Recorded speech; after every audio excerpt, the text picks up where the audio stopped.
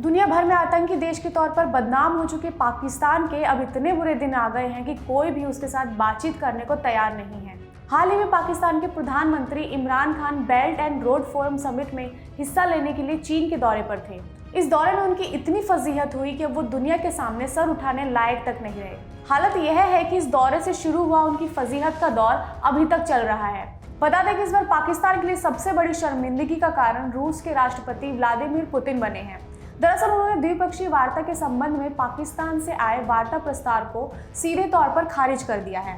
यह अंतर्राष्ट्रीय स्तर पर पाकिस्तान की गिरती साख का ही नतीजा है कि अब कोई देश पाकिस्तान के साथ अपने रिश्तों को आगे नहीं बढ़ाना चाहता। दूसरी तरफ पाकिस्तान के साथ हाथ मिलाकर कोई भी देश भारत के साथ अपने रिश्तों पर आंच नहीं आने देना चाहता। इमरान खान को रूस के राष्ट्रपति द्वारा पूरी तरह नकार दिए जाना पाकिस्तान के लिए किसी बड़ी कूटनीतिक हार से कम नहीं है।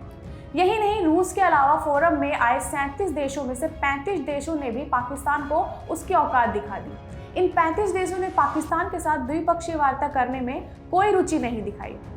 इस कारण चीन के राष्ट्रपति शी जिनपिंग के अलावा इमरान खान इथियोपिया और तजाकिस्तान जैसे छोटे देश के राष्ट्राध्यक्षों के साथ ही मुलाकात कर पाए। अब इस बात को लेकर पाकिस्तान के अंदर से ही कड़ी प्रतिक्रिया देखने को मिल रही है। पाकिस्तानी राजनयिकों समेत पाकिस्तानी बुद्धिजीवी भी इस बात को स्वीकार कर रहे हैं कि पाकिस्तान के लिए एक बड़ी कूटनीतिक हार है। हालांकि अब्दुल बासित जैसे कुछ पाकिस्तानी राजनयिक अब राष्ट्रपति पुतिन की व्यस्तता का हवाला देकर पाकिस्तान की इस करारी बेइज्जती को छुपाने में लगे हुए हैं।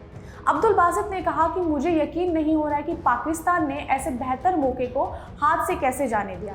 शायद राष्ट्रपति पुतिन बहुत व्यस्त रहे होंगे। इसके अलावा मुझे कोई और कारण नजर नहीं आता।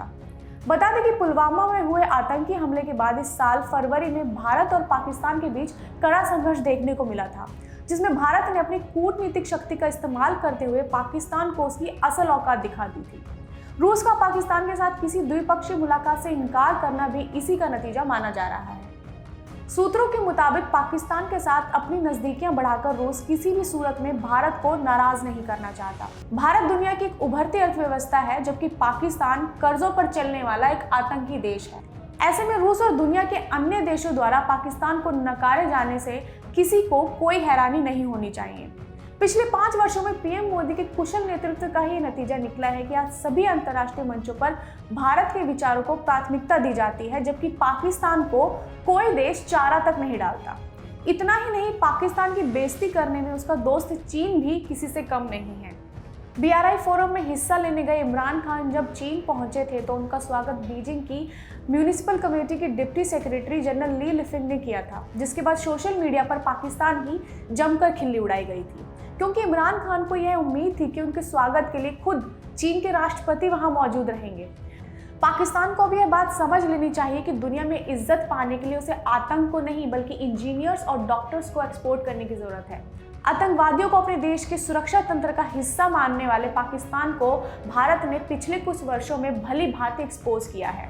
इसी का नतीजा है कि आज दुनिया की सुपर पावर्स ही नहीं बल्कि छोटे मोटे देश भी पाकिस्तान को अहमियत नहीं दे रहे हैं और भारत के साथ कंधे से कंधा मिलाकर खड़े हैं।